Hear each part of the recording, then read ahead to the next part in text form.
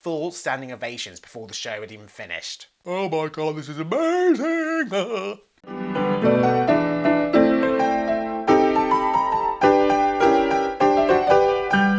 Hello, my lovely Fabaret family! Mwah, how are you?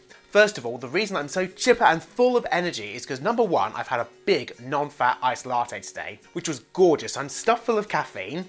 But also, I'm just finishing off having a week off from work, and I tell you what, I seriously needed it. Because of course I work in theatre, and over theatre, Christmas time, Panto is really busy, so most people get Christmas week off. Me, this was my week off. And yes, I have done lots of stuff, but I have to admit there has been a lot of lounging around in my dressing gown and watching rubbish telly and eating junk food as well. So, lovelies, I'm here today to tell you my top 5 shows that I went to see in 2021. Now, obviously, there was a lot of ups and downs with theatre in general last year, but not only did I get to go see 5 shows, I got to go see more than 5 shows, which means I actually had choices with my top 5. So normally with my top 5 videos, I don't do them like in a particular order, but I was like, hey, this is my top 5 shows of the year. I need to let you know what my number 1 show was. So we're going to be doing a countdown, 5, 2, 1. That's obviously the word 2 is in TO, not the number 2, so I'm going to do 5, 4, 3, 2, 1.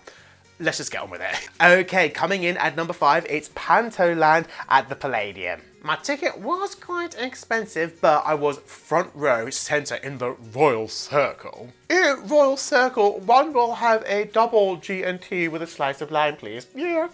So there's 2 main reasons I go to the Panto Palladium every year. Number 1, Julian Clary. He's hilarious. And what's great is it's a pantomime, it's a family show, so Julian Clary can't do all the extra naughty jokes that he would normally do, but he still manages to get away with it in very tongue-in-cheek sense of humour. So me and all the other adults watching all of his jokes collapsing in laughter, and all the kids are like, what? Why is that funny? I don't understand. I wish I could see afterwards some of the kids asking their mums and dads like, Mummy, what did Julian mean when he said this? And like, we'll talk about it later, son. So yes, Julian Clary, absolutely fantabulous. And the second reason I go is because the set, the costumes, it's an extravaganza. And we've got Donny Osmond singing live this year, so you know, you can't really go wrong with that. I don't think I've ever laughed that much underneath a face covering. I can't breathe, but I can't take off my face covering.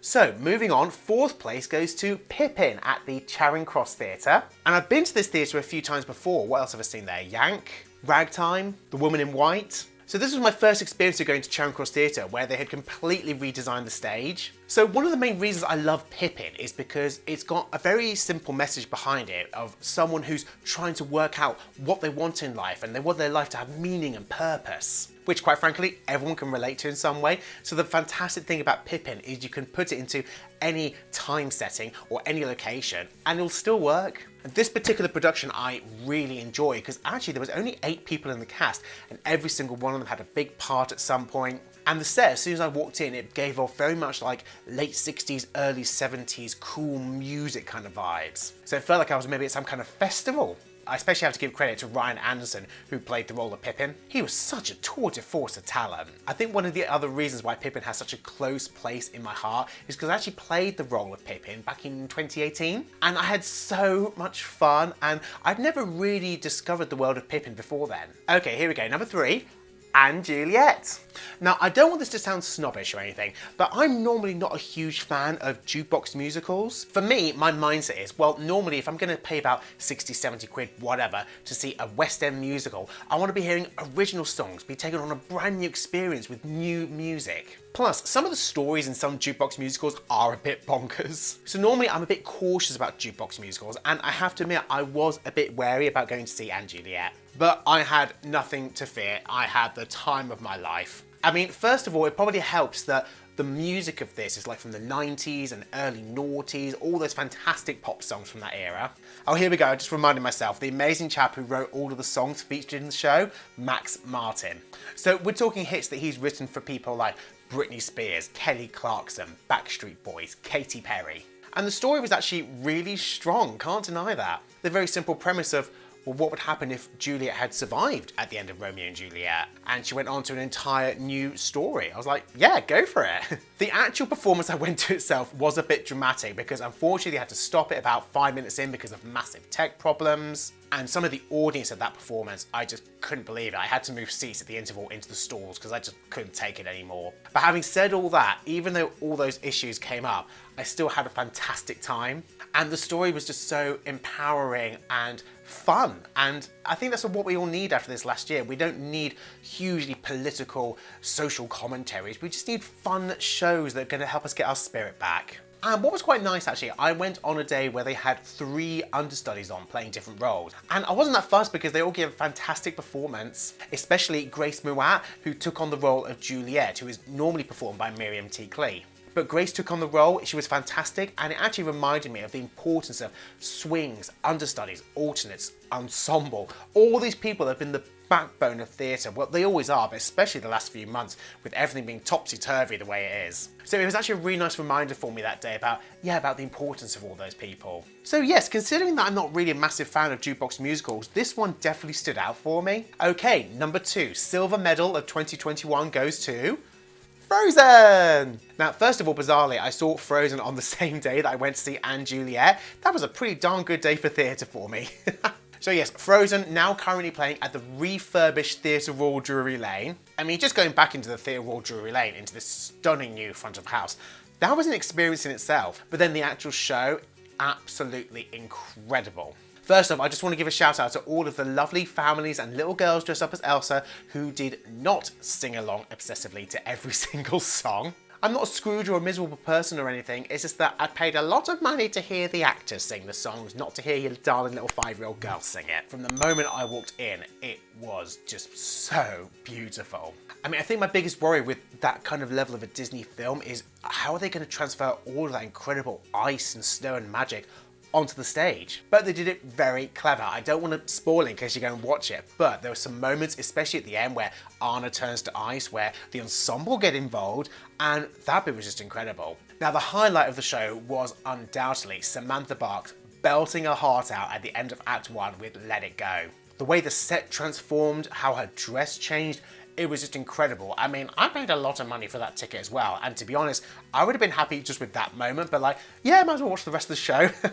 And the use of puppetry with Olaf and Sven the reindeer, it was all very impressive. I'm not joking, there were some points, especially with Let It Go, where I was just like, oh my god, this is amazing! Okay, and now for my number 1 show of 2021. Here we go. It is Anything Goes. This thing's massive. Oh my goodness. Oh my goodness, this program is so big, just trying to get it all into the frame. Right, there we go. Anything Goes was my number 1 show. And let's put that down. Whew. It was at the Barbican in London, which actually I'd never been to before. And I always love going to brand new theatres. The front of house there is massive. It took me about 10 minutes just to get through all the front of house bits down the corridors to actually get to my seat. Which I know 10 minutes doesn't sound that long, but actually from the front doors of the theatre to that point, yeah, it was a bit of a trek. Now, I do remember before I went to see this show, Sutton Foster, she played the same role of Reno Sweeney like 10 years ago on Broadway. Is she still going to be up for this? Like, really? Is she going to be that good? I'm so sorry, musical theatre gods. I'm so sorry that I doubted Sutton Foster. She was, oh my days, she was just incredible in every single moment. There were some dance numbers where I just didn't blink for like 7-8 minutes. It was that phenomenal. The set, quite interestingly, was very basic. It was the same basic set all the time of the floor of the stage and some raised staging to represent the railings of the ship. But other than that, not a huge amount of different sets going on. But the sheer talent that was in the show, you could have had them in a black box studio and it still would have been my number 1 show. You had Sutton Foster, Robert Lindsay, Felicity Kendall, Gary Wilmot. And look, have you noticed, you probably could have worked out Anything Goes was going to be number 1 because it got a poster for it right up there. The energy and class and style of it all, it was brilliant. And what really stood out for me was the dance numbers. So yeah, the massive dance number of Anything Goes at the end of Act 1 and Blow Gabriel Blow at the start of Act 2, the applause for that just went on for minutes afterwards, full standing ovations before the show had even finished. It was just theatre royalty at its best, and I can't fault it. I just wish I could have gone to see it again. But Anything Goes is going to be coming back to the Barbican at some point, who knows, but they've confirmed it just because of the huge admiration they got. I don't know if Sutton Foster will be back for it though, because right now she's playing Marion the Librarian in The Music Man, alongside Hugh Jackman.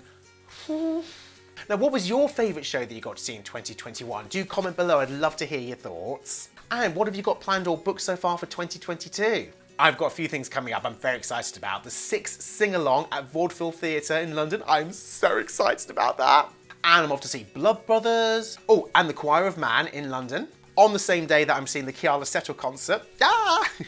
And one production that I really want to go to see is Legally Blonde at the Regent's Park Open Air Theatre this summer. Regent's Park, they're quite well known for taking beautiful musicals and putting different twists on them. So I've seen a few there, On the Town, Jesus Christ Superstar. I saw Little Shop of Horrors there a few years ago, and up until then, I'd never been that keen on Little Shop of Horrors, but Regent's Park changed my mind on that. And they always do such beautiful sets, and it's always such a wonderful night out, as long as it doesn't rain. Well, that's it, my lovely Fabaret family. Thank you so much for tuning in. Mwah. I'll be back next week with another vlog for you. Till then, stay fabulous, stay theatrical, all that jazz. And if you like what you see, don't forget to press the subscribe button and join the Fabaret family. Yay! Bye!